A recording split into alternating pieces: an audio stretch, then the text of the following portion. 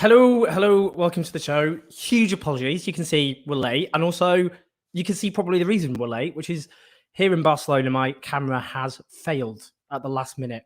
Disaster. So I'm now using my budget MacBook one, but the show goes on in every sense, but I'm sorry we're late. We will make up for that slight series of disasters with some fantastic guests on a whole range of issues. Will Boris Johnson finally implode this week? TikTok.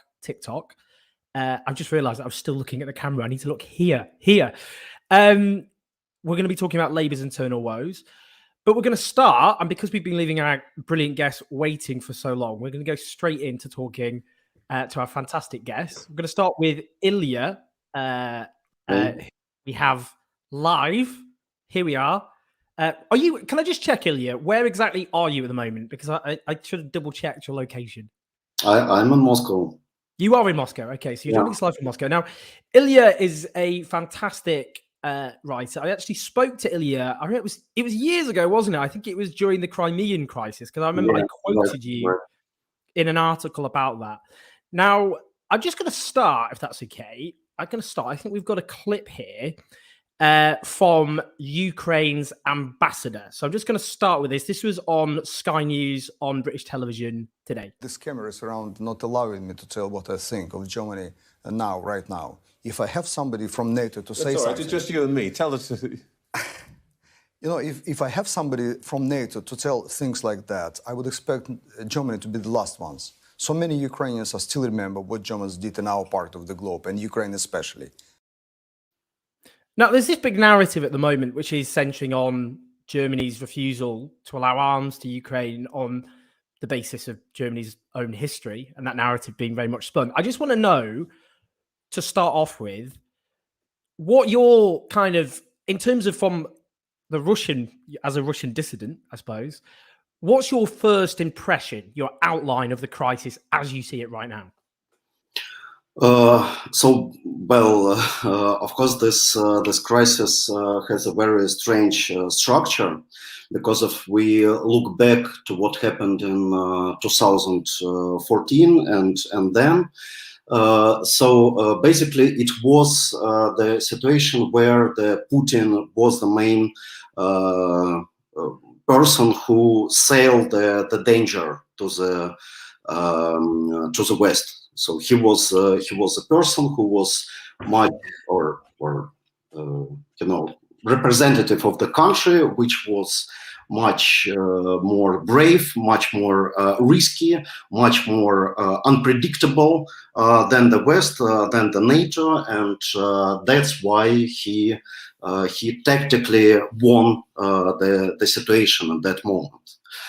For now, you can see that somehow the sides were changing rapidly, because for now the West, the Ukraine, are the main risky side in this conflict. So you have a huge wave of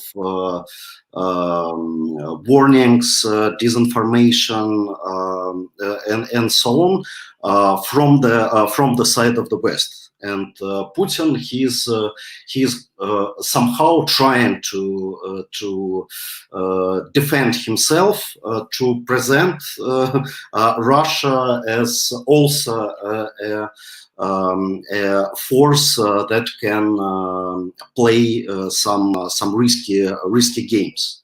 So I believe that the nature of this crisis, quite schematically, that in the beginning, let's say the spring last year, the West start to put all this information about some hidden military preparations of Russia near the Ukrainian border, and Putin, he answered this call. He said, "Okay, so if you are talking about this, I will do this." Yeah, and now you see the growing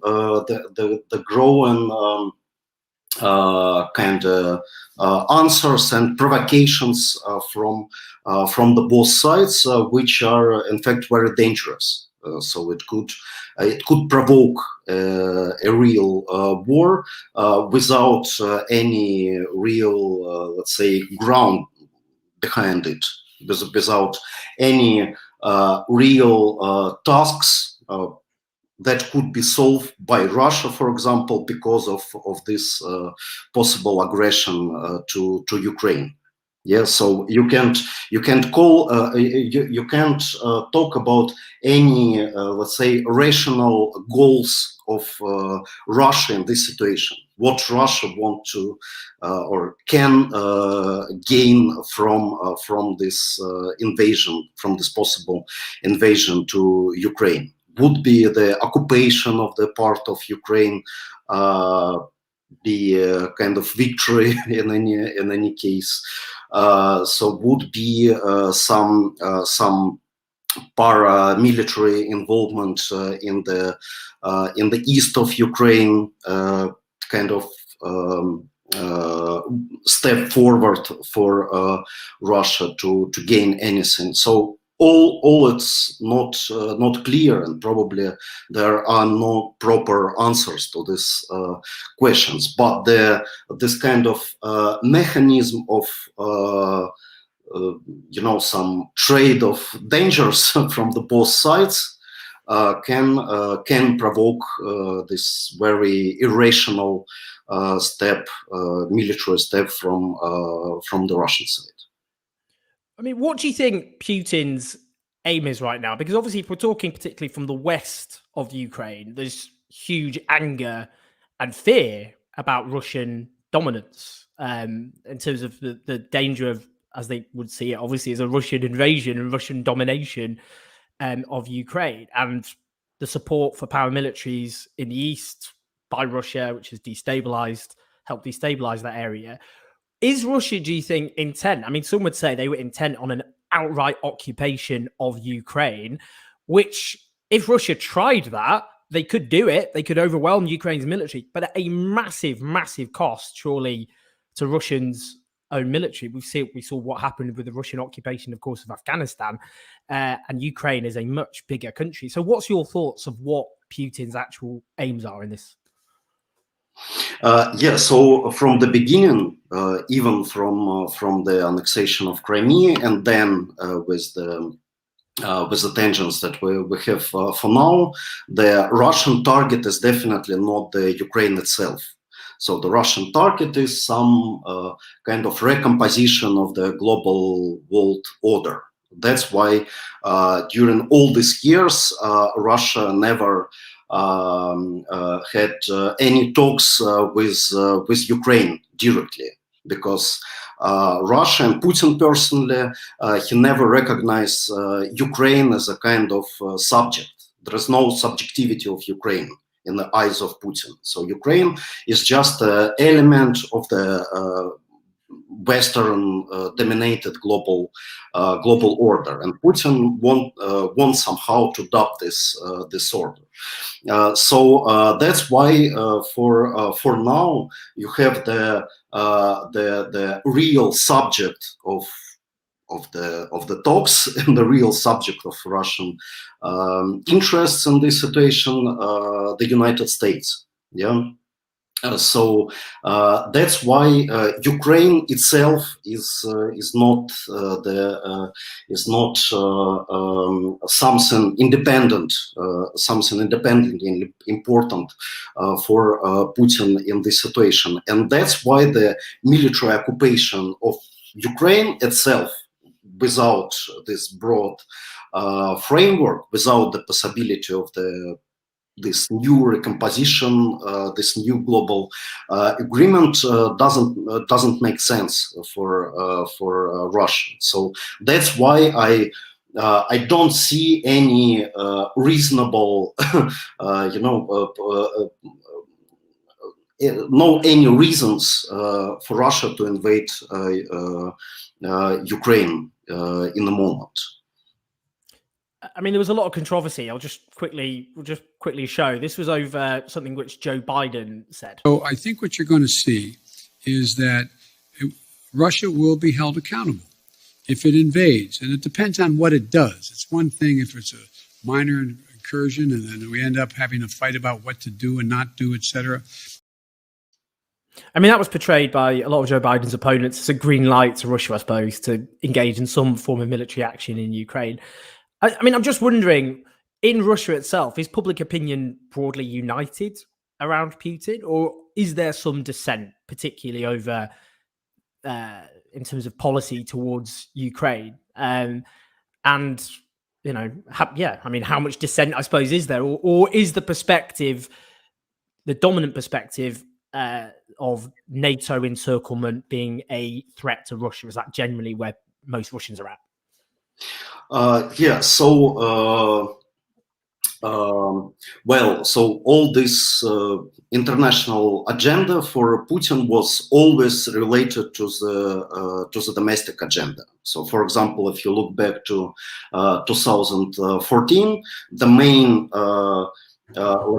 idea behind the Russian military involvement in this situation was the counter-revolutionary idea. So so Maidan was a kind of revolution organized with the use of some Western technologies, and by our Russian military answer, we want to prevent such kind of revolutionary technologies in our country. So that's why these agendas were very directly connected, and that, of course, helped Putin to mobilize a huge support from below, kind of patriotic support, to name any kind of opposition Western like spies or Western agents, but for now you can't have such situation in the country where these agendas could be somehow directly related, and the international agenda could be turned into a new patriotic mobilization inside the country. So, according to the recent polls, the fear of war is on the top fears of Russians for this year. So, after the coronavirus and the health problems, so the second is more than 60%. They frightened of war. So that's why the way how Putin somehow can manage not the growth of his support, but if he wants just to save such level of support that he has for now, and which is much lower than it was 6 years ago, he need better to present himself as a peacemaker, as a person who prevent the war rather than a person who starts the war. So just finally, is your prediction in terms of what happens in the next few weeks is there'll be lots of bluster from both sides, that ultimately actually there isn't an appetite for a full-scale war within the Russian population, and therefore Putin will essentially try and present himself as someone who the brink of war came, but he managed to present himself as a peacemaker? Is that how you see it, rather than any form of conflict?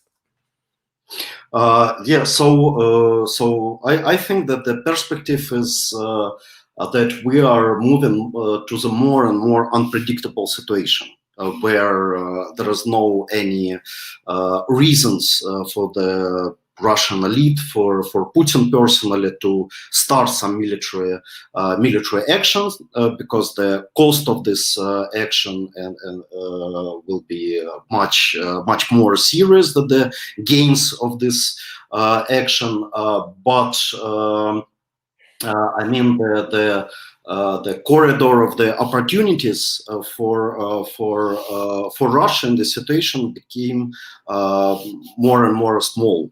Yeah, so that's why, unfortunately, there is a danger that despite reasons, this rational thinking, this military conflict in one form or another could be possible. Ilya, thank you so much for joining us. And sorry again that we had that slight delay because my camera collapsed. But we really, really appreciate that. We've got a Ukrainian journalist who's joining us later on the program, Volodymyr Ishchenko, who'll give a perspective from Kiev. But it's great to have your views as someone, a dissident voice within Russia, to give your own views. So we really, really appreciate it. And thank you so much. Thank you. Bye. Cheers. Take care, Ilya. Thanks everyone for joining us again. As you can see, slight technical hitch, which is why I'm using my MacBook Pro camera. I'm in Barcelona, as you may know, so I couldn't get any technical assistance when the camera collapsed 10 minutes to go before the show. Nonetheless, despite that rare technical hitch, we're not GP News. Do support us on patreon.com/OwenJones84. That's how you keep the show on the road, normally much smoother than this. We've got lots of documentaries coming when I finish my bloody book, which I will do. Also, you can put questions to the guests on Super Chat. If you're watching, do click on the YouTube link and press like and subscribe. Also, of course, many of you are listening on the podcast, but if you're not already, then you should do that. I will read out everyone's Super Chat at the end and say thank you very much to you. That's what I'll do. Right, I'm going to bring in Adam Bienkov, who's very patiently been waiting as my entire technical apparatus imploded before our very eyes. How are you doing, Adam? Good afternoon. How are you doing? I'm kind of okay. I've got slight adrenaline. You know when you're about to do something and then everything just collapses and you're like, well, yeah. Couldn't get much worse. Okay, I'm just going to start. Let's start with Dominic Raab. Why not? Let's see what Dominic Raab said. Oh, wow. Let's move forward to the end of next week. Yes. Could you be Prime Minister? No, it's a kind offer, Sophie, but no. I should say laughter in the background there, wasn't there? You literally could hear laughter in the studio. I should say, by the way, just to introduce Adam properly, he's, of course, the chief political correspondent at Byline Times. He's one of the best political journalists in the country. We will be pushing his Substack heavily at the end because everyone needs to subscribe to that. One of the best voices we have. Is Boris Johnson, what do you think? Is he dead? Is it all over? Well, I think whenever we discuss these kind of things, you always have to caveat it with saying that, events are in politics always very unpredictable. Boris Johnson has been down before and recovered. So anything is possible. But I think looking at the events of the last month or so, looking at the opinion polls, looking at the complete chaos in the government among Conservative MPs tweeting against each other late at night on a Saturday, it's very difficult to see how this is recoverable for Boris Johnson. I mean, that's not to say that he's going to be outed immediately. Theresa May, there was a confidence vote against her and she survived that. She stayed in power for some time afterwards. Look at previous prime ministers as well. Gordon Brown, he managed to limp on after he failed to call election in 2007. But I think the chances of Boris Johnson surviving this and then going on to win a general election with his ratings as they are, with the Conservative Party divided as they are, I think are very slim. I think the most important story, actually, we should be talking at the moment, we'll talk about the wider context, is the front page of the Sunday Times. Now, this was, this is pretty shocking, one of the only Muslim senior politicians within the Conservative Party who claims they faced being sacked because of their faith. This is, of course, Nusrat Ghani. Now, this is the reason this is, I think, so important is the rampant Islamophobia of the Conservative Party just has not been addressed. Sayeeda Warsi, Baroness Sayeeda Warsi, has very courageously, again, the most senior female Muslim politician within the Conservative Party, has been speaking out about what she says is Islamophobia, which goes from the top to the bottom of the Conservative Party. We've got here Shabab Khan from ITV, who says, when I was reporting on Islamophobia in the Conservative Party a few years ago, I was told by several hopeful Tory Muslim candidates that they were actively quizzed about their faith during the selection process, and one was outright told being Muslim would likely be a problem. Polling of Conservative Party members has shown large hostility and towards Muslims and the sense of Muslims being a danger to Western society and democracy. So what do you think about this? Because most of the media just hasn't, Boris Johnson himself, when he compared Muslim women to bank robbers and letterboxes, there was a surge of Islamophobic hate crimes in this country. I mean, there were reports of people going up to Muslim women and trying to force letters through their veils. I mean, what does it say about the fact this has just been ignored for years? Yeah, I mean, it has been. I mean, this has been a major issue in the Conservative Party for a long time. I interviewed Baroness Farsi way back in 2018, in which she made many of these allegations against the Conservative Party, saying it's right to the top, goes right to the top of the party. And she said very similar things to what Nuzgani has said, that she was told that her position as she was making other people in the cabinet feel uncomfortable. As you say, we've had a prime minister who's compared Muslim women to letterboxes and bank robbers. He wrote pieces saying that Islam is the problem. He asked, when are people going to get 18th century on Islam's medieval ass? He has got a long record of making Islamophobic comments. And it goes beyond the prime minister. It's the wider party as well. I mean, Zach Goldsmith ran a blatantly Islamophobic campaign for Mayor of London.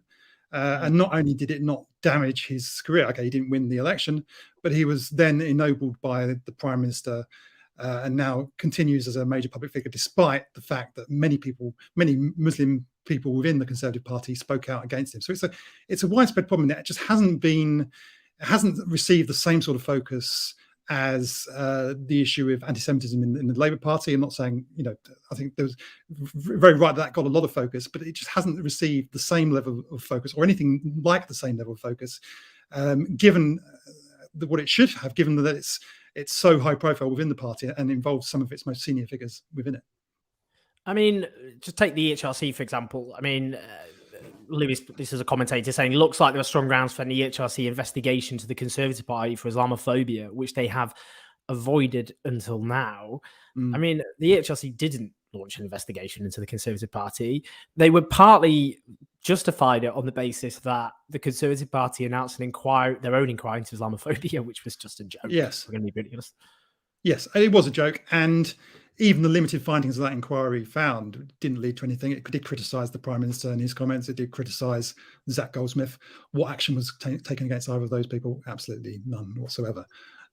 So nothing has been done, and nothing will be done under this Prime Minister. I mean, and there's been a sort of fight back against these comments from Downing Street. Essentially, their line has been in the last sort of 12 hours has been, well, she never made a formal complaint. Well, there are lots of reasons why people don't make formal complaints when they were within a political party. And if an allegation of this type is brought to somebody senior in the party, they should have launched an investigation regardless of whether she'd made a formal complaint. Her raising it in itself, I think, should count as a formal complaint. Just looking here, just looking at the latest coverage we've seen in the Sunday papers. So Tim Shipman will Boris Johnson run out of road? And this is talking about yet another party. I've lost track. I don't know how many parties were. I don't know when Downing Street was sober during the COVID crisis. And we joke. I mean, we shouldn't. I mean, I think that's the only way we get through this general nightmare of the last 2 years. I watched my relatives buried on Zoom, and lots of other people did. Far worse than me. People weren't able to hold the hands of their dying relatives. So you can see why this is cut through. Sue Gray, who's become the safe word of 2022.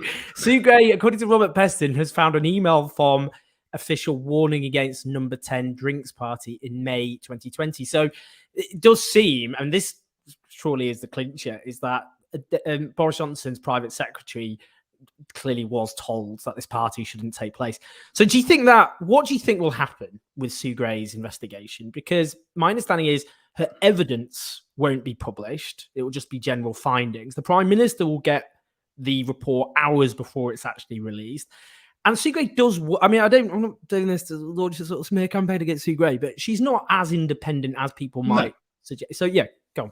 I mean, this is a civil service inquiry into actions partly by the civil service and by the Prime Minister and the government of which she is an employee. She may be independently minded, but this is not, as Downing Street keep on calling it, an independent inquiry. And more than that, when she finally does publish her evidence, it will go to the Prime Minister, and we still haven't had a clear answer from Downing Street exactly what will happen before it's published and whether they're going to publish all of it. Dominic Raab today wouldn't commit to publishing all of the evidence. I think in reality what we're going to get is that she will publish a report which will set out from her perspective what the facts are, what parties took place, but there will be no judgment. There will be no, it won't say the Prime Minister has broken the law, the Prime Minister has lied to Parliament. That will be down to politicians to decide and the public to decide. And really, I don't actually think we need an inquiry to come to that decision. It's clear from everything that the Prime Minister and the ministers have said right at the start, when this first came up at the start of December, that he has been completely dishonest about that. Everybody knows what happened in Downing Street. I mean, there's countless parties that say there's another one that's going to come out in the coming days. Dominic Cummings is going to talk to Sue Gray, I think we believe tomorrow. So more details will come out, but it's overwhelmingly clear. The Prime Minister denied there were any parties. We now know that that was a lie. So regardless of what Sue Gray says, we know that he's been completely dishonest with the public and he's misled Parliament. And the ministerial code, which he's signed, which he's put his name to, says that if he knowingly misleads Parliament, he should be expected to resign. And lots of ministers, Dominic Raab today said that would happen. But, I don't believe that that's going to happen. I don't believe he's going to resign. I think he's going to have to be forced out. I think he's going to have to be dragged kicking and screaming out Downing Street before he'll leave. Before I ask what happens next, one thing I do think this is really important, actually, that I because we're hearing now, for example, Rory Stewart, who I suppose is the sweetheart of Generation X centrism. So, I mean, he's a Tory with a terrible voting record. I mean, he is. He's got an atrocious voting record, voted for terrible things over the years. But because he's pointed out that Boris Johnson is a monster and everybody knew or should have known, what kind of system produces this heinous individual, corrupt in so many ways, a liar, a charlatan, obviously unfit for public office. Now, you've on your brilliant Substack, you've got this piece now, what Boris Johnson's rant about me on stage at the O2 talk about the Prime Minister, because it should be noted, Adam has been following Boris Johnson closer than most British journalists in the country, because your beat for a long time was London when he was mayor. Do you not think, because I remember, I sometimes say this, when in 2018, I was on, this was before I was actually doing the Question Time auditions for the new BBC Question Time presenter. Yeah. And a Conservative MP was holding court and said, Boris Johnson will never become Prime Minister because Tory MPs know he's a disgrace and a liar and all the rest of it. And then a few months later, published his own video about what a great Prime Minister Boris Johnson would be. But that is the point, isn't it? They knew what he was. The pundits, the politicians knew what he was all along. This isn't a surprise. What does that tell us about our political system? Absolutely. Everybody, this is no great surprise to Conservative MPs. And, as you say, I first started following Boris Johnson way back in 2007. And I think at the time, at that stage, there was a kind of prevailing wisdom about him, that he was a bit buffoonish, but he was amiable and people saw him as a kind of breath of fresh air. And, he turned up on Have I Got News For You, and people may have sort of laughed at his expense, but most people kind of liked him or got a good impression of him, most people. But way back then, I immediately saw that there was another side to him. And I didn't think this public image really fit with reality. When I saw him at Mayor's Question Time talking to London Assembly, he was just routinely lie. He would evade questions. He would insult the questioners. Just shameless dishonesty. He would make promises that he had zero intention of ever keeping. He promised to keep all ticket offices open in London. He signed like a Nick Clegg style pledge that would happen, and then immediately closed them all. He said that he was going to eradicate rough sleeping in London, and rough sleeping soared, it more than doubled. He said he was going to hold down fares, and they massively went up. And he did this because he just didn't care. The only thing that it's clear to me right from the start, the only thing he really cares about is his own glorification, his own advancement. And it doesn't matter what he has to, it doesn't matter what he has to do, what he has to lie about, what promises he has to break. And this was all there, and it was all evident at the time that he was Mayor of London, but it just wasn't covered by the press. The only paper really covering his time at Mayor of London was was the Evening Standard, which was at one point edited by a close family friend of Boris Johnson's and was very sycophantic towards him. And the national press, when they covered him at all, it was purely kind of in the framing of his personal ambition to be Prime Minister and what that meant for David Cameron. And it was kind of the Boris versus Dave show. And actually, I think the BBC even broadcast a documentary which was called The Boris versus Dave Show. And it was all about, and the writer Mick Wright has got a good expression for this, because it's kind of politics as professional wrestling, where it doesn't, it's not really looking at the substance of politicians and what they're actually doing, the politics that they have. It's just, here are these characters, let's put them in a ring, put them up against each other, and what happens next. So the focus was always, when is he going to be Prime Minister? Is he going to be Prime Minister? It was never, should he be Prime Minister? Mm. And that carried on once he went back into national politics. He became Foreign Secretary under Theresa May. Theresa May made him Foreign Secretary, despite knowing exactly what he was like, having dealt with him over many years, knew that he was unsuited to the job, but took a cynical decision for her own advancement to put him in that position. Even his supporters will admit that he was not a good Foreign Secretary. And yet he was still supported by Conservative MPs. He was still supported by many of the same commentators and newspapers that are now turning on him.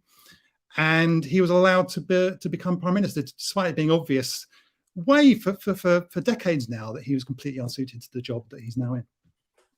Just a couple of final things before we bring in Volodymyr Ishchenko from Ukraine. Let's just hear this from William. People may have seen this clip because it went completely viral, but this is Conservative MP William Bragg. In recent days, a number of members of Parliament have faced pressures and intimidation from members of the government because of their declared or assumed desire for a vote of confidence in the party leadership of the Prime Minister. It is, of course, the duty of the Government Whip's office to secure the government's business in the House of Commons. However, it is not their function to breach the ministerial code in threatening to withdraw investments from members of Parliament's constituencies which are funded from the public purse.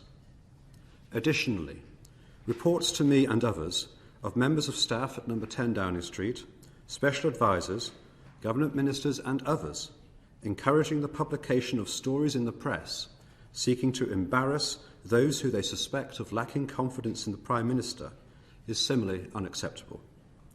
The intimidation of a Member of Parliament is a serious matter. Moreover, the reports of which I'm aware would seem to constitute blackmail. Now, but this is extremely serious, and I think it should be made clear this is very, very serious. My only issue is I do think this needs to be put in the context of a pretty grim system, which is always in place, whoever is in power. I worked in Parliament in 2008 when Gordon Brown's government was trying to put through 42 days detention, and it was grotesque what they tried to do. They told, like they would get, we'll give money for miners' compensation fund if you vote for it. They tried bribing the DUP, who I think they voted for the DP. That it was like, we'll spend money here, that kind of thing. In the Iraq war, one Labour politician was told that someone close to them would be sacked if they didn't vote for the Iraq war. So I'm not doing this to deflect from the awful, horrific behaviour of the Conservatives. And I do think this is of a certain order. But there is, I just don't want to let the system off the hook. So I just wonder what your thoughts are about the whipping system. No, I mean, absolutely. I mean, you're right. I think the situation as William Bragg set out is wrong. I think the whipping situation is wrong, that people should be intimidated into voting one way or another, that they should be smeared in the press. It's all absolutely wrong. But you're right. This is a long-standing practice. I think George Monbiot wrote a piece about it 20 years ago about the new Labour government, who did very similar things. So it is long-standing, but I think this comes back to the discussion about Islamophobia as well. There are a lot of kind of Conservative MPs now speaking out against practices that have been long-standing, which they previously didn't choose to speak out against because it wasn't politically convenient for them to do so. So on the Islamophobia, we had Steve Baker and others speaking out in her defence last night. Where were the voices speaking out in defence of Saeeda Varsi 4 years ago? Exactly. They didn't speak out because it wasn't convenient. It's the same on this whipping and all of the other scandals. People, Conservative MPs. I mean, some of them. I don't want to tar everyone with the same brush. Some will be taking principled stances. But a lot of the things we're hearing about now for the first time from Conservative MPs and also from parts of the press have been going on for a long time, and they just haven't. The sunlight hasn't been shone on them because it wasn't convenient for them to do so at the time, and it is now because there are people within the Conservative Party who want a change of Prime Minister. There are people within the Fleet Street who want a change of Prime Minister, and that's why we're hearing about a lot of this stuff now, and we didn't hear about it before. Just very finally, before we bring in our next guest, in terms of what happens next, I mean, this has just made me laugh. Matthew Goodwin, who is, I think that laughter says everything. Here's a prediction. Matt Goodwin is a political academic who, I would say amongst his profession, raises eyebrows. If Johnson dumps his advisors and replaces them with people who understand the realignment, then the Conservatives will easily win the next election, sweep across the Red Wall 2.0, including Berry South. I have to say, if an entire realignment depends on one person, which that's a realignment. What do you think about that in terms of Boris Johnson and the so-called Red Wall, as it's caricatured? But what do you think? Who comes next, and what do you think electorally the impact will be? Well, he's a supposed academic. I'm not sure what data he's using to make that prediction, given the Prime Minister's absolutely historically dreadful ratings, and also just the broader political context where Brexit is not the big issue for voters that it was in 2019.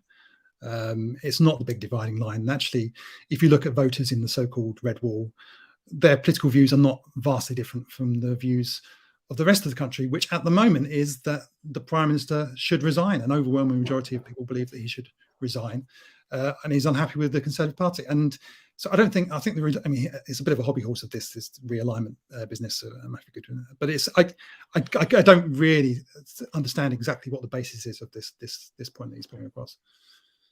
Adam, thank you so much. Everybody, go and support Adam's Substack, which is brilliant. These sorts of fantastic insights. AdamBienkov.substack.com. Also, obviously, follow Adam on social media and his brilliant reporting for Byline Times. But Adam, that was brilliant. And we're very lucky to have someone who knows Boris Johnson and very clearly said what Boris Johnson was for years, unlike those who are now pretending to wake up and realise how awful Boris Johnson is for the first time. So thank you, Adam, so much. Thanks, Adam. See you soon. So we're now going to bring in our next fantastic guest, who's Volodymyr Ishchenko. Firstly, apologies. We overran for technical issues. You can see I'm not using a very good camera because my camera failed, so we started late. But it's great to have you. Are you in Kiev, Volodymyr? Is that right? No, I work in Germany right now. You're in Germany, of course. Thank you so much for having me. You're from Ukraine, and most of my life I lived in Ukraine and studied Ukraine just for almost forever. Great. So what we're going to do is going to start first of all by talking about. We've got this article which you wrote, which everyone should read.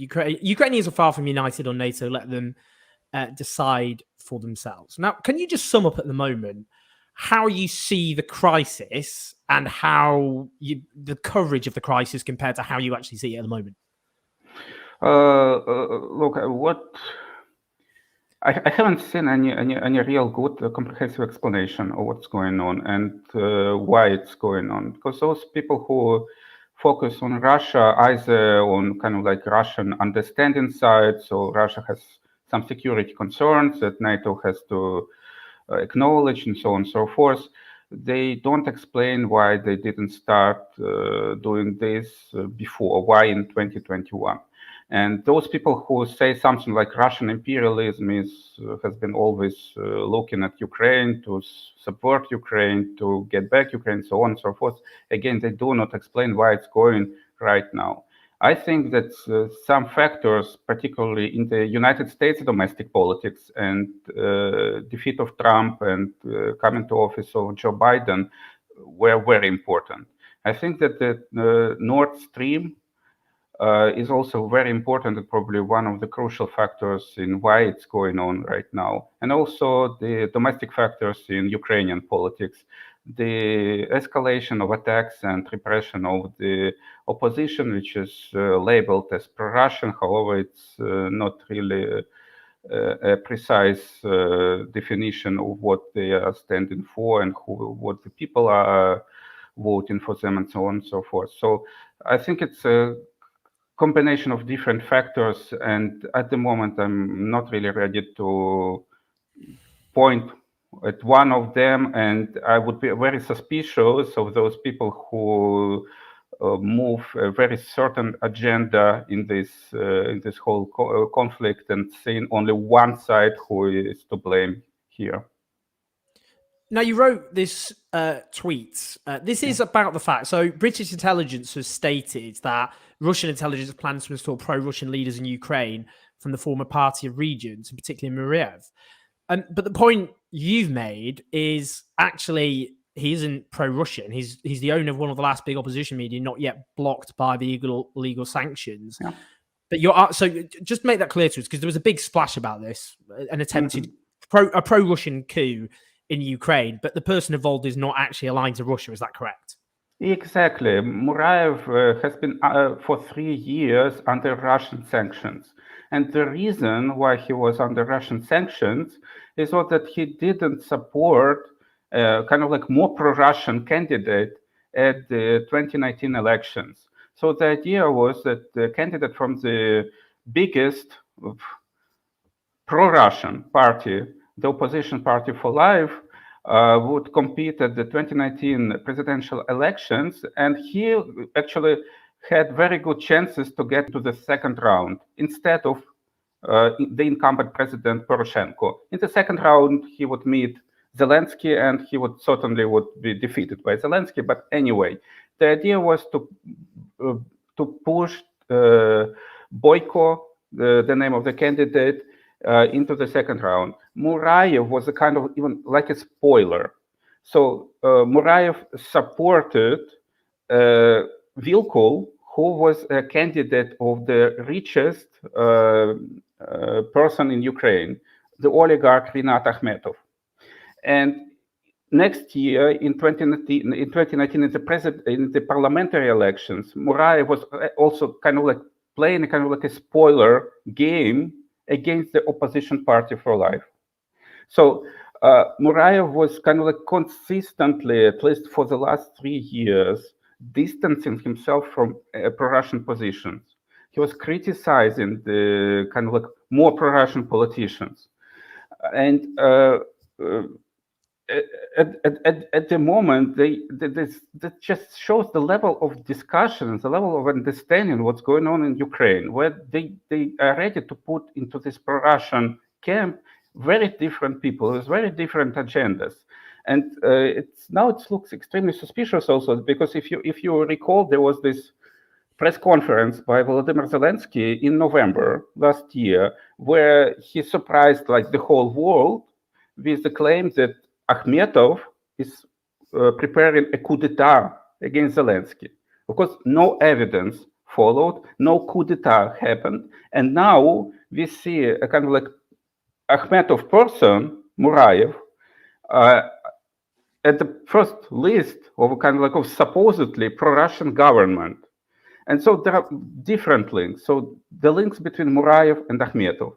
Muraev has also good connections to Yermak, the chief of staff of Zelensky. And Muraev has this conflict with the person who is called like Putin's man in Ukraine, Medvedchuk, who is now under sanctions from Ukrainian government, pretty much illegal. His TV stations were just blocked by the rule of decree, but Muraev's TV stations were not blocked, and they actually benefited from the attack on the opposition media. So the ideology and the rhetoric of Muraev is very far from being pro-Russian. In the political coordinates of 7 or 8 years ago, before the war, he would be like perfectly centrist in this cleavage between pro-Western and pro-Russian, because he is standing for something like pragmatic relations with both the West and the East, and building a kind of like a real sovereign Ukraine with its own developed industry and so on and so forth. So it's pretty far from like calling Ukraine to join Russia or any Russian structures. And now it looks like extremely suspicious. And so I would say so. Either that British intelligence plus US intelligence, they play their own game in this escalation, and I would urge to keep critical distance from this game. Or actually, it's quite probable that Russian intelligence they could intentionally disinform the UK Foreign Office, and that raises the questions of how competent they are, and also the competence of their other conclusions about Ukraine and the whole escalation. Now, the Putin regime has demanded a legally binding assurance that Ukraine will never join NATO. At the same time, isn't it the case? I mean, if we look at polling from years ago, there was actually not a majority at all for membership of NATO in Ukraine. But that has changed, though, hasn't it? And that is because of the actions of the Russian regime, if we're going to be absolutely blunt. That's actually driven a lot of people in Ukraine into a position they didn't have before, which is to join NATO. Is that correct? It's more complicated. So there was a jump in pro-NATO sympathies right after the war started in 2014. And indeed, some people in Ukraine started to see NATO as a defense against Russia. And that was understandable. But it was also amazing that a very large part of Ukrainian society didn't embrace NATO despite anything, despite the representation of the war with Russia. And that's also a very big simplification of what's going on. There was something like 45% of support for NATO within the Ukrainian society. And we also need to understand that when they poll this data, they do not include Donbass, which is controlled by the separatists, and Crimea, which is controlled by Russia. So this is a smaller part of Ukraine, and the most pro-Russian territories are not included into this poll. So if you look at the bigger Ukraine, we would see much less support for NATO, in fact. And actually, if we are serious about getting back these territories to Ukraine, we must be concerned what these people are thinking about very sensitive issue. And so this 40-45%, it's not actually a majority, and support for NATO correlates strongly with the issues of national identity. It's really strong in the Western regions. However, it's not that strong, but maybe not even, it's pretty minority position actually in the eastern and southern regions of Ukraine, where support for keeping non-bloc neutral status is actually stronger. And some developments have been during the last 2 years. First, Zelensky was a popular president and he campaigned for NATO, and this factor increased support for NATO. And second, these build-ups and escalations of the last year, which also contributed to shift of the public opinion in support of NATO. So at the moment, it's probable that the NATO supporters would win a referendum. But when we discuss a referendum, it's actually squeezed to the yes or no choice and eliminating any middle positions, which are actually quite popular in Ukraine. And plus, we do not count millions of Ukrainian citizens who live in Donbass and in Crimea and who have a very strong opinion about this usually, and quite negative against NATO. Just finally, just a couple of things. There's been a lot of commentary amongst some circles who, are skeptical about Western intentions, notwithstanding, I do think it is important to talk about the actions, of course, of the Russian regime, about far-right elements within Ukraine's government. So can we just have some clarity on that, about the political composition of Ukraine's government? And secondly, what do you expect to happen in the next few weeks? Because our previous guests didn't think there would be a Russian invasion. They didn't think that was likely. They didn't think there was the appetite for that within Russian society. So those are my two questions. Could you explain, for those who don't know about the Ukrainian government, what exactly is its political nature?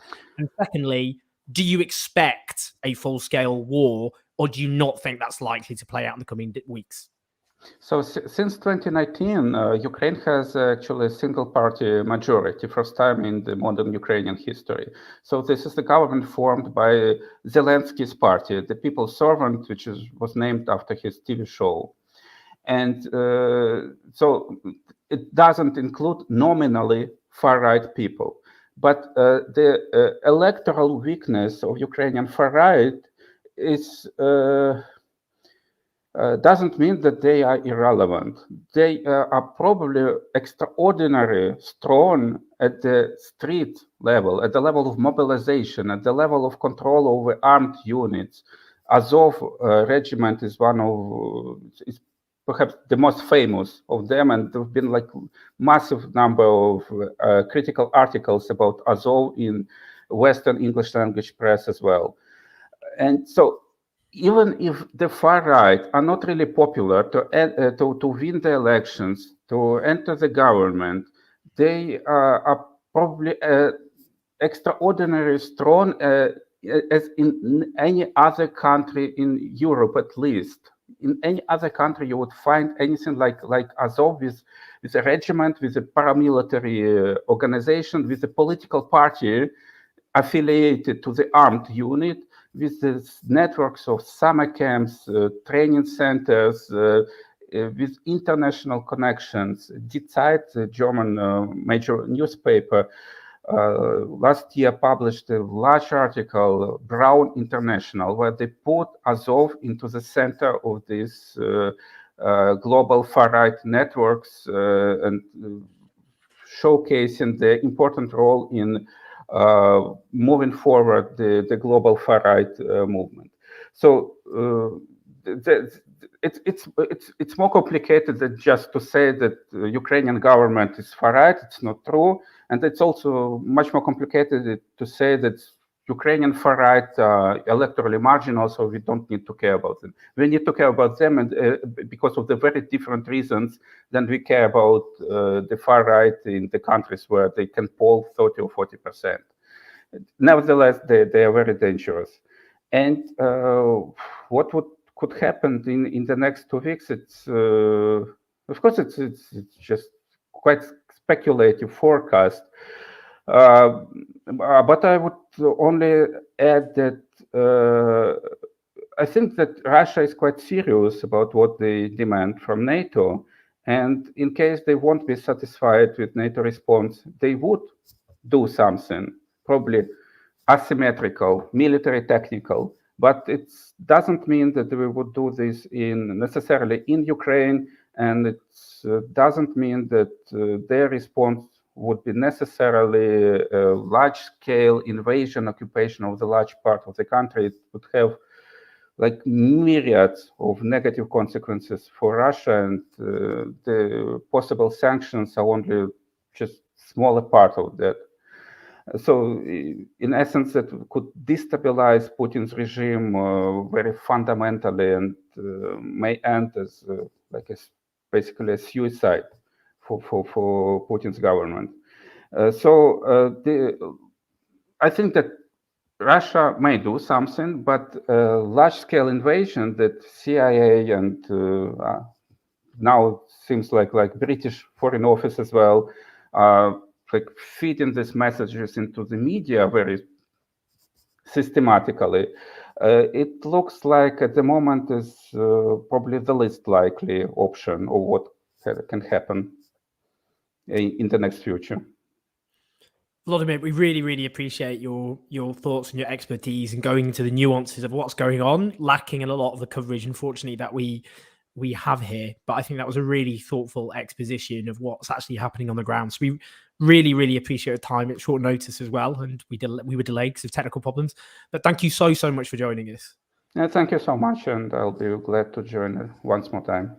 That would be fantastic. Yeah. Great. I'll speak to you soon. Take care. Yeah. Goodbye. See ya. Fantastic stuff. Very lucky to have such brilliant guests from around the world who can tell us in an informed way about what is actually going on. Now, we are finally joined by the brilliant Jess Barnard, who we have kept waiting with her cat. I can see her cat. Let's bring her in. Where is she? There she is. Puss!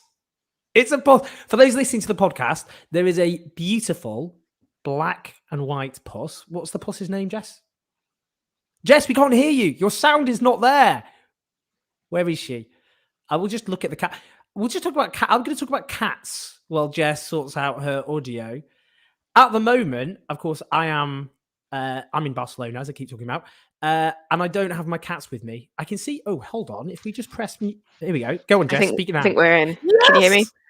Yeah, I'm Sorted. because I've been separated from my cats. Yeah, it's Kieran Rickman, who I've not seen for for 3 weeks now. 3 weeks exactly today. I missed him hugely. So obviously, seeing your cat is it's making me feel a little bit emotional, to be honest.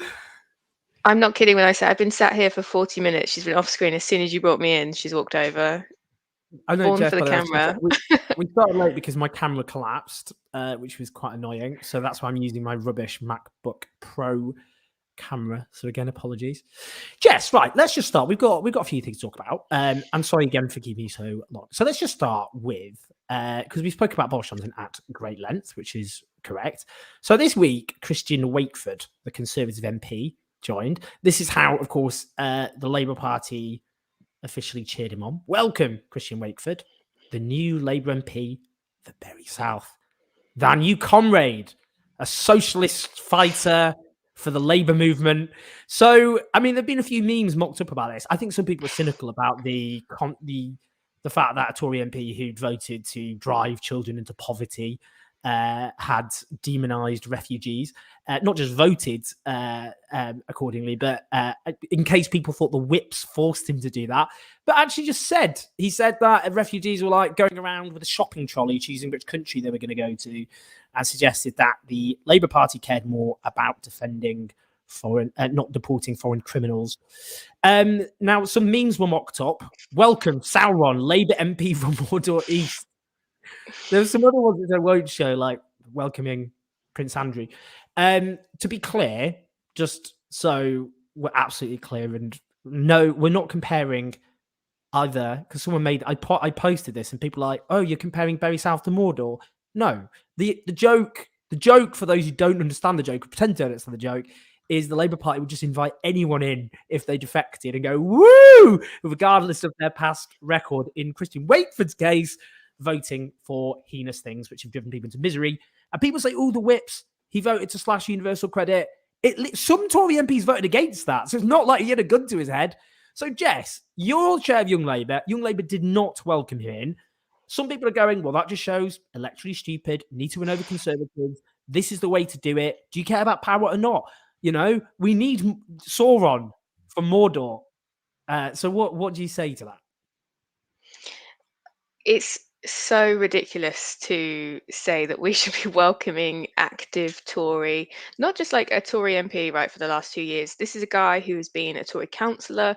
Before that, he was a councillor while he was an MP, I think, for the first year of his term. So members of Bury South have spent the last 10 years or so campaigning against Christian and his colleagues, who have consistently enforced austerity policies that we have all been arguing against, that they knew would harm their communities, but did it regardless. And it's obviously a really like demoralizing position for our members out in that constituency, where, you know, they have had to go out and fight these Tories on the doorstep day in, day out, suffered a really devastating defeat in 2019, one of the hardest elections that most of us had to go through. And now they're being told that we have to welcome this guy with open arms. And like, let's put it into perspective, right? This is a seat that was, it's one of the smallest majorities for the Tories in the country. So we're expected to believe that Christian, as far as we know, a lifelong Tory, and someone who's been an elected Tory for many, many years, has suddenly changed his mind when Labour is polling above the Tories and he is predicted to lose his seat.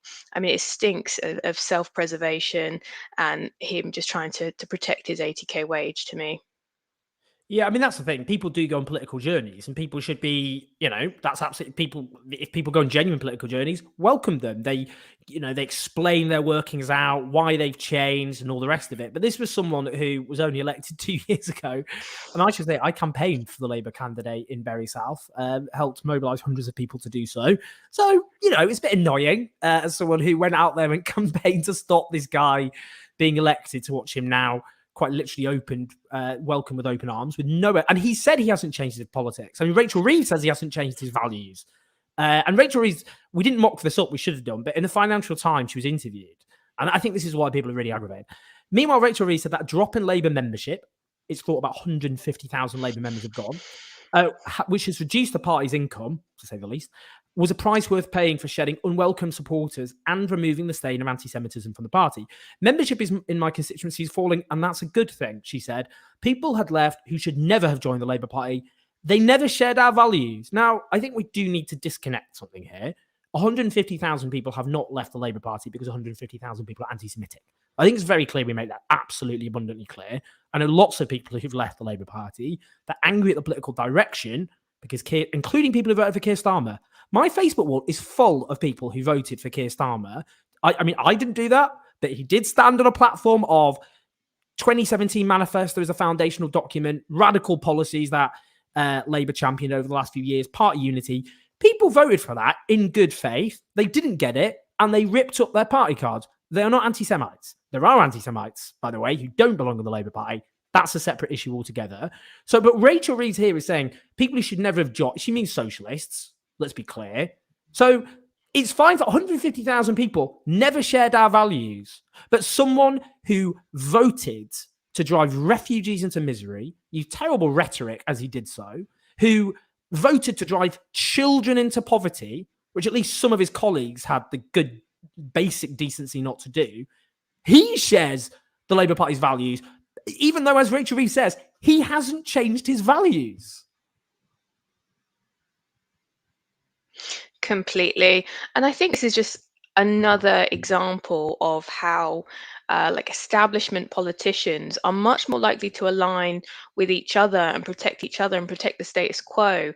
And as we see in the Labour Party, it's socialists are enemy number one, and they're much happier to embrace Tories who inflicted in untold harm on our communities. They are the reason that so many people are struggling to pay their bills, are struggling to put food on the table, are worried about their future in this country, are facing racist attacks on our street. They are the reason that those things are happening, and yet people in leadership of our party are happy to embrace them, meanwhile attacking socialists within the party and outside of the party. And the reason for that is because they are a threat to this system. And that is that's something we need to continue fighting for. And I think it's just absolutely devastating for members to be labelled this way, to be slurred this way. We are the people that went out and fought for the Labour Party day in, day out. The last election, the one before that, I joined the party in 2015, and we were all tirelessly campaigning for our local representatives and MPs like Rachel Reeves. And they really ought to remember the reason that they are in the position that they're in is because we, the people, put them there. And for as long as they keep taking that for granted, then we won't come out to fight for them. We will fight for Labour representatives who are willing to come out and support working people, to stand up for the values that the Labour Party was created to represent. Not the elite few, not people just looking out for their own interests or a career, for people that need a Labour government that represents change.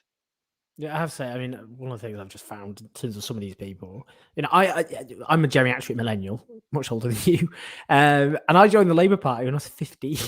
joined on my 15th birthday. My mum bought me Labour Party membership on my 15th birthday. Now, at the time, that was not a popular thing for people on the left to do. Tony Blair was leader. It was 1999. And I voted for Labour all my life. Every single leader I voted for.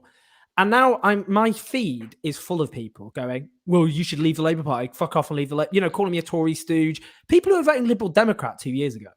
I mean, it's incredible. In fact, not only voting Lib Dem, on my Facebook wall, I have people who are current Lib Dem members who are denouncing me for criticising Keir Starmer as a Tory stooge, who are members of a political party that was in coalition with the Conservatives. I mean, it's just astonishing. People who some of these people, it's pure projection because they didn't want Labour to succeed under Jeremy Corbyn. They were actually glad about what happened in 2019. They hated 2017 when Labour moved several steps further to achieving power. And now, they're saying, well, I mean, they want the left driven out of the Labour Party. People who've shown no commitment to the Labour Party whatsoever, who threw their toys out the pram. I mean, it is a problem, isn't it? That, it's great the Tories are collapsing at the moment because they've set themselves on fire, not because of anything the Labour leadership have done. But we are seeing a deliberate attempt to wage war, I think not just on the left, but the fact actually a lot of the values that younger Labour supporters believe in. I mean, that's a really important point because there's a generational divide, which you as chair of Young Labour know all about. Yeah, completely. And the disregard that's been shown to young members is absolutely disgusting. And I think we've been really clear. You know, we've tried to reach out to the leadership time and time again. We've been willing to work with the party to create events that bring young people kind of back into the fold, who feel that they've been shut out from this leadership and from the party because of the direction that it's taking. And that's really been quite clearly rejected. We've had very little support or willingness to engage. And so it does feel like young people and young voters are being taken for granted. And I guess there's some kind of electoral strategy going on in the leader's office whereby they think that they can just ignore young people and they will just come out and vote regardless. But that couldn't be further from the truth. And, as you said, your timeline is full of it. My social circles, full of people who are saying, well, I don't see why I would come out and vote for this Labour Party. They aren't talking about the issues that I'm facing. They aren't willing to support young people and call out, the attacks on young people that the Tories have carried out.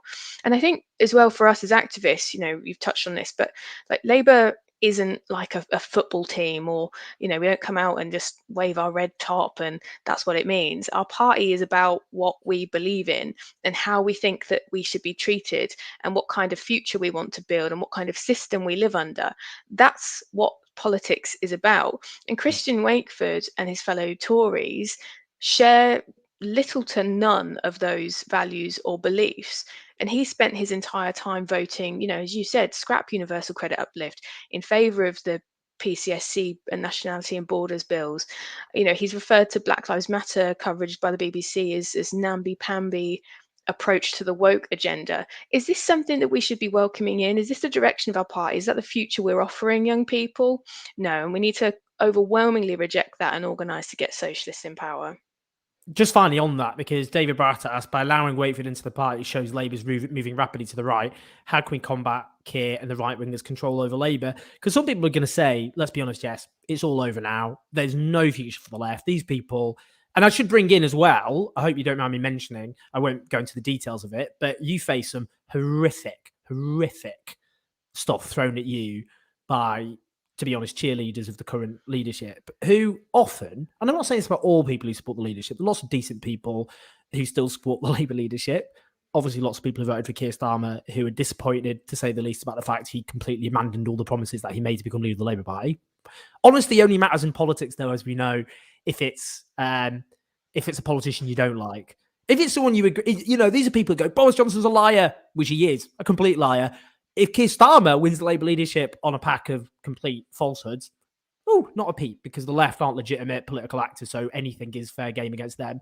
But just say, a lot of people go, it is all over now. These people hate the left. They hate the left more than the Tories, as we can see. They welcome in Tories whilst they cheer socialists ripping up their membership cards. There's no future for the left, they will say. People like us are completely delusional. What would you say to that? And just say a bit about what you've been, what you've been up against. Mm-hmm. Well, I think what I face is not dissimilar to, I guess, what a lot of socialists in the public eye face. I think the thing that makes it quite difficult is that I was represented to chair our youth wing. I don't work in politics. I'm not paid in any kind of political way.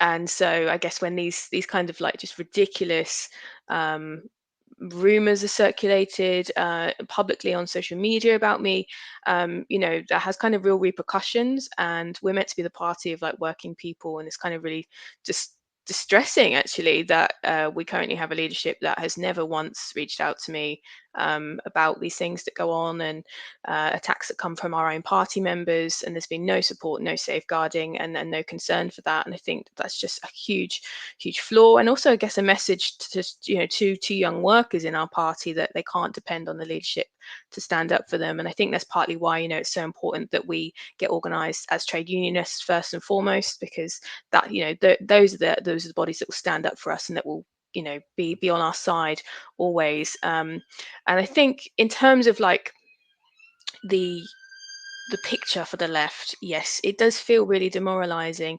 And we have learned some seriously tough lessons as socialists. We were not tough enough on these people when we were in power. We were willing, I guess too willing to coalition build very broadly, to give people chance and chance again to work with us and not against us, which they refused time and time again. And now that we're out of power, we're seeing the leadership create as many barriers as they can possibly create to prevent any socialists being elected to represent Labour in the future. And so I think, we need to learn those lessons. We need to find things that we can organise collectively. There is a lot of, I guess, splitting and I guess divisive topics kind of that's splitting us and preventing us working together at the moment. And I think we need to move past that. We need to find a way that we can work together. Our goal has to be transforming society. Like if we turn around and we say it's all over, guys, well, what are we all doing here? Why are we all complaining on Twitter? Let's get organized. Let's get organized in our communities. Let's get recruiting for our trade unions. Let's get organizing in our workplaces and start building that power base, because without that we aren't going to succeed. So if we can't be bothered to put the work in, we won't succeed. And that's exactly why we need to do that, to fight back and regain those reins of power. Jess, that was brilliant. So good to have you, as ever, talking huge sense and giving a different perspective on what's going on within the Labour Party. So we really appreciate it. Again, sorry to keep you waiting. Bloody internet. Not internet, camera. The internet was fine. It was just my camera collapsing. Thank you so much. Do follow Jess, obviously. Look up Jess Barnard on social media and follow her and just share all her brilliant stuff. But have a lovely Sunday and I'll speak to you soon. Thanks so much, Owen. Take care yourself. See you in a bit. Bye-bye. Brilliant to have Jess as ever, who is absolutely fantastic. And I saw someone here, I think they might saying, this lovely girl seems a little middle class to me. Incorrect. Working class. We need more working class socialists in the Labour Party. So, get your facts straight. Thanks everyone for putting up with the technical issues, including this not very flattering MacBook Pro camera rather than our usual camera, which has gone defunct. My producer told me to stop going on about the technical issues, but I'm just a bit embarrassed. So that's why I keep doing it. Thanks to Kieran Buckley, Tad Campwell, Micro Knight, and David Boatta for their support during the show. Do press like, because that was good. Come on, that was great despite all the problems. We had really insightful stuff from a Russian dissident in Moscow. We had a brilliant Ukrainian journalist who was telling us what's actually happening on the ground in Ukraine and the kind of nuances, if you like. We had a brilliant, of course, Adam Bienkov on Boris Johnson and the huge crisis enveloping the Conservatives. And of course, we had Jess on the Labour Party stuff. That was just a huge breadth of stuff, which is all made possible by your support, patreon.com/OwenJones84. You keep the show on the road, even when our camera collapses when I'm in Barcelona.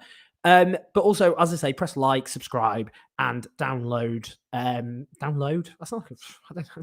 My late father, I've inherited his technological ineptitude. I hope he won't mind me saying that. Weird thing to say. But listen to us on our podcast as well. I'm going to be back in Britain in February. I hopefully will finish my book. Hopefully do a show on Thursday, depending on how much progress I do. But we will be back next Sunday, and I'll try and sort out the camera in the meantime. Thanks for bearing with us during all of this. I hope everyone is doing well. This is going to be a big week. Will Boris Johnson, by the next time I see you, will Boris Johnson even be Prime Minister? Maybe Dominic Raab will be Prime Minister because he's Deputy Prime Minister, just so we're clear about what actually happens there. Thought I'd leave you on that note. And we will also see what happens within the Labour Party and, of course, the Russian crisis. And we will have voices on the Russian crisis, and Ukraine crisis, depending on what happens. Documentaries will be back soon. Thanks for your support, everyone. And take care. Lots of love.